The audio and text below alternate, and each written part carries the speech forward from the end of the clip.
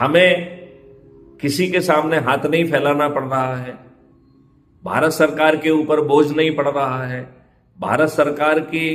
दिमाग को और भारत सरकार के ब्यूरोक्रेट के दिमाग को भी तकलीफ नहीं दे रहे हैं। वैदिक ज्ञान का भी उपयोग हो रहा है, रिसर्च एंड डेवलपमेंट भी हो रही है, विश्व गुरु भी हम बन रहे हैं। फिर हमें यह सोचना पड़ेगा कि जो मॉडल बताया गया है हम कैसे जन जन तक पहुंचे, क्योंकि ना केवल राजनीतिक नेता जो आज जो है जाति के नेता बन गए हैं,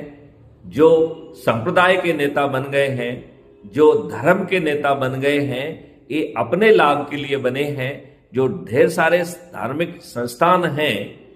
एक दो धार्मिक संस्थानों को छोड़कर सब अपने लाभ के लिए जी रहे हैं